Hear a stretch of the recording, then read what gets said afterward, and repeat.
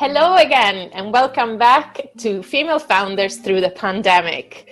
Thank you so much for your support. I know the videos have been really welcomed, especially the first ones now are doing the rounds, but we have many more in store for you. Today I am here with a brilliant woman whom I've met about 6 months ago, and as you know, I let all my guests introduce themselves because they are much better than me at doing that, and so I hand over to Anne-Marie. Oh, well, thank you, Francesca. Thank you for inviting me on to do this. I'm really pleased to be here. My name's Anne-Marie Swift. I am a business mentor, coach and trainer, and I'm also I run 6 women in business network groups across the northwest of the United Kingdom, which is where Francesca and I originally met. So she's a member of one of my networking groups, which is fantastic. Do you want me to tell you a bit about what I do within my sort of day-to-day work? Yeah. Yes, because you also run 2 businesses, we can say. It's really interesting to see how you split your day. And yeah. Well, it's kind of 3 businesses actually. So my business is what's called SwiftSolve Consulting Limited, and this is the business which houses my business consulting, mentoring, training and coaching. So typically my clients are small to medium-sized businesses, and they come to me predominantly for support with mentoring. So they can be businesses which have plateaued and are looking for growth, new startups which are looking for direction. It can be individuals who are within a business who are maybe struggling a little bit to try and find their way, particularly women who want to really own their seat in the boardroom and to overcome some of the challenges that we as women face every single day, trying to forge our way through a male-dominated corporate world. I offer different kind of packages. So I do some online work, which has really been quite busy at the moment with the pandemic lockdown. And I have other packages, which are workshops, which are face-to-face, individual and groups, which of course haven't happened at all. So that's one part of my work. As a business consultant as well, I do some associate tutor work at a local university. That's all online, but again, that's kind of come to a bit of a screeching halt as well due to the lockdown. As I mentioned, I do run 6 women in business network groups. These are normally monthly lunchtime meetings where we do some amazing networking. And of course, because of the lockdown, we haven't been able to do that either. So we're no lunch. We're doing all our meetings. It's kind of business as usual, but we're using an online platform to do that. And the third element is my Visible Woman company. And the Visible Woman company was designed to support, empower, and enable women to become more visible in all aspects, professional women to become more visible. And this really was founded on a platform of doing workshops and seminars. And it was kicked off in January this year with quite a big event. And the next one was planned for June. Yes, I know. And that's not happening now at all. So lots has changed. A lot has changed, yeah, definitely. So obviously, it must have been a big change when all of this hit, because running all these events and doing consultancy, which I think is not just online, it's also in person. You must have obviously come to a physical stop. What did you do to ensure your business kept running and everything else and the impact could be reduced as much as possible? So that's a very good question, actually, because once you get over the initial, like everybody, that initial shock, that initial moment of what am I going to do now, you have to really step up and show some leadership, because your clients and your followers are looking to you to show them how we're going to carry on working together going forward. So of course, I mean, thank goodness we're doing this in 2020. I mean, can you imagine if we tried to carry on doing things 20 years ago before we had such amazing online platforms? So the transition over to offering a lot of my services online hasn't been that difficult. What I've had to do is embrace social media in a way that I really wasn't embracing it before, because it's so important to make sure that you are still visible.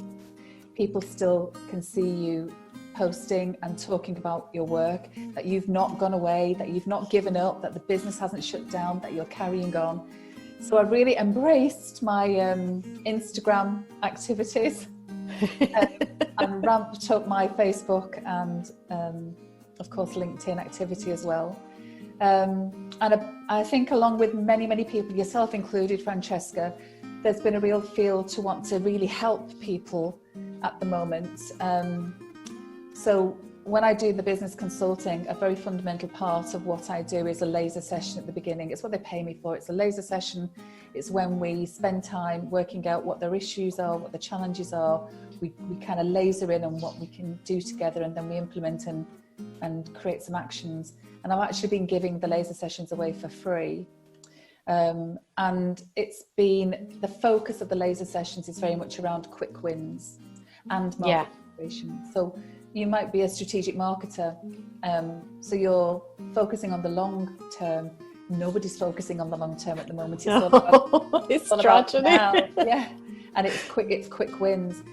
So the laser sessions have been very much around supporting people and giving them kind of ideas and helping them to generate some quick wins right now. So that's kept me super busy, actually. Yeah, it must have been. Like you, I did sort of the same. I put together this SOS package, and I thought I'm going to put 5 out and then see what happens. And in the first day, I got 15 requests. That is because obviously this is what people need at the moment. And I was so amazed by the number of people I know who actually put out everything for free in the first couple of weeks. Yeah. And I think it was the right thing to do. It's the right thing to do. And you can't even think about, I'm pretty sure probably more than half of them are not people who would be my target audience anyway. And I don't think they're going to come back to me and work with me but it doesn't matter, because I do feel like I've helped them and I've added value. And they'll talk about me to their colleagues and friends, hopefully. So I've enjoyed it, and I felt like I've been contributing and giving something back to the business economy, which has been absolutely flattened by COVID-19. Yeah, that's a very important thing to do. Yeah. And I think, as you say, it's what's needed at the moment. And everyone I know who has a conscience kind of went that way. Exactly. So, except for obviously moving everything you could online and giving away the laser session for free, what happened to the networking groups?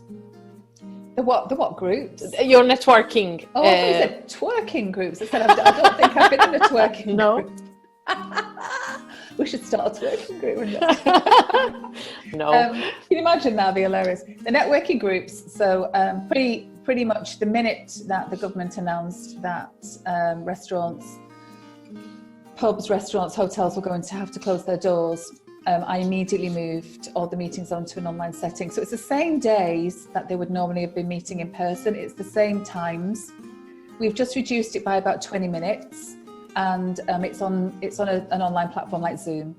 So people still come on and they still do a virtual business card exchange. They put their details in the chat room. They still do an elevator pitch or a monthly minute. We still have a spotlight session from a member as required, and I still try to introduce a business topic. And I've been doing things about resilience, business resilience at the moment, and I'm thinking about quick wins and thinking about market preparation for you, for if you've got something new, if you're creating something new, if you're taking the time right now to think about what could I offer after the lockdown is over. It's preparing the market to be ready for that when you appear with it. And they're going really well. They're going brilliantly. They're as busy as they ever were, which is fantastic. People still want to network. The numbers have fluctuated in so much as some people have been furloughed, clearly. Yeah. Some people have shut their businesses down right now because the market's been completely eradicated. Some people are still accessing the networking and actually needing more emotional support and community around them rather than business, and we can accommodate that as well. We also have a coffee catch-up club on a Friday morning at 11 o'clock where all the members come on and we talk about all sorts of stuff. it kind of comes around to business. So we had one this morning. We talked about all sorts of stuff, and then we came around to talking about LinkedIn, and giving each other some tips about activating our profiles and getting more out of our LinkedIn profiles. And we've had a guest speaker. We've launched something called Club 25, which is to do with raising your profile on social media. So we're doing a lot, and actually it's been quite interesting because being online has enabled us to do more than maybe we would have done if we were carried on meeting face to face. So it's a big learning as well. Yeah, I was discussing this with someone else in another interview the other day, and we said, like, we both drive a lot. So my son goes to a special school and it's 1 hour away from where I live. So every day it's taking him and picking him up. And the other day I was thinking, what am I doing in all those hours where I'm otherwise driving? Because I don't feel I'm working that much, but clearly my days are as full. So I must be doing something. Yeah. And it is hard at the moment, Francesca, because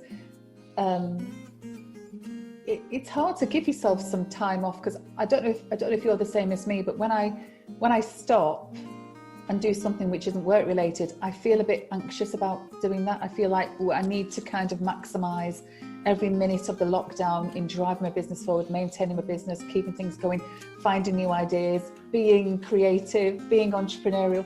The pressure there to keep going is tangible. Yesterday morning I did give myself some time off though. Yesterday morning I did nothing yesterday morning. I was very lucky in this because my gym went completely online, and they really motivate us. They're doing a lot of competitions and they give us daily challenges. And there is this competition that lasts 4 weeks where we have to commit to doing at least 3 sessions a week and things like that. So that, because you give me a challenge, I'll go for it. Yeah, that is really helping. And also because obviously in Italy and France, my friends and family are all like us, are in lockdown. We found this little routine where every week we train together at least twice a week. So that is the time I'm taking. And then we put this rule that at 7 p.m. I bought a tin, which is actually here, a tin box. At 7 p.m. the phones go in the box and they don't come out till we go to bed. We check them before we go to bed, and then they go away till the morning after, because otherwise, like you say, I was putting the phone down and thinking, what can I do? What can I think about? What else can I come up with? What new services can I release next week? And that eats you alive after a bit. And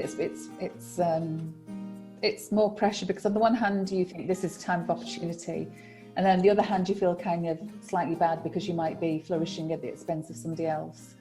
And I'm in the dining room. I've been delegated to the dining room at the moment because the office upstairs, my stepson's living with us at the moment through the lockdown, and he's studying for his degree. He's putting on his dissertation stuff together, and so he's taken my desk. And the reason for that is because I'm on Zoom calls like all the time, and I'm so noisy.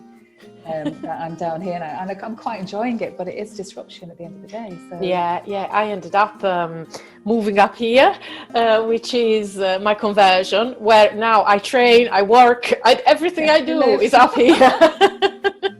It's like Cinderella, but at least I have a space because where I usually work is now the music room. So what can you do? Yeah. So, of all the things you've put in place, all the changes you've made, is there anything that you thought, I know you mentioned the fact, for example, you're managing to do many more things because they're all online, but is there anything that you're thinking, this will actually work after the lockdown so I can incorporate it into the day-to-day it's a good question. So I always had a virtual mentoring offer as part of my SwiftSolve business. What I might do is just enhance that a little bit more, because I think going forward, people will still be, having tried it now, having tried working from home and having a relationship with somebody such as it is over social platforms like this, online platforms like this, I think some people will continue with that and enjoy it. So it works. So we'll carry on with that. I think, it's a really good question. I don't know what's going to happen with the networking. We're very much in the hands of what the government decide to do in terms of allowing venues to reopen, because even if the lockdown is relaxed, there's no direction at the moment as to when we'll all be able to go back to doing face-to-face networking groups. So for the time being, I will continue to run my networking online and carry on trying to add as much value as I can. Yeah. What I would say is the Visible Woman company, I've done a lot of work on that in the last few weeks, and I had a mastermind with some of my trusted colleagues just this week actually, and put my proposals and my plans to them about what that's going to look like for the future. And so that's going to massively change and become something which I never thought it would. But this whole experience has made me think outside the box, and all of a sudden I thought, you know what, this could be so different and amazing. So yes, I've got big plans actually for Visible Woman, big plans. Amazing. Yeah, I think during this course, the course of these interviews, I found that everyone who actually runs courses like Your Visible Woman and other type of courses has had to make major changes, but now they're going, you know what, this works. Yeah, and because of that, we'll create a whole new market, because we are moving into this virtual space and clients are embracing the virtual space. So all of a sudden, it's a whole new marketplace, and it's normal. It's not seen as optional. It's now normal. So why wouldn't we do this? I'm really hopeful for it as well, you know, Francesca, because I would really love a world where people, you know, we can reduce people on the road and commuting backwards and forwards by a significant number, so that we can still continue to enjoy the benefits of the fact that people have not been in their cars, and the mental health benefits of not commuting, and just having more flexible days, so that, you know, your kids can be around a little bit more. And I don't know, there's a lot to be said for the way that we have had to adjust our work right now. For those of us who've been able to, I know for other industries that's been impossible, but for those of us who can, definitely to see it carry on in some way, shape or form. Yeah, and also for me, I thought, what am I going to do? How am I going to do this homeschooling thing, and then work, and then, you know, find things for my son to do all day? It wasn't really, the first week, it was more this than anything else. And I kept thinking, I can't do this because I'm alone and I don't know how to do it. And instead, I think we all found out that, we're probably not working blocks of 3 hours and then taking a break for a coffee. But even if we are working blocks of 40 minutes, we are really working, and we don't need as many. Yeah, that's right. Absolutely. One of the things that I was talking with the Women in Business Network about last week, a business topic, was these five components of being resilient. And one was mindfulness, so very much learning to deal with the stuff that you can deal with, because there's a lot of stuff which is completely out of our control and we can never influence, that's for sure. One was about taking detachment breaks. So look, don't just have a break, actually do something completely different for a little while to detach yourself from the work that you've been doing. Change your mind and change your focus, and it'll make you more resilient.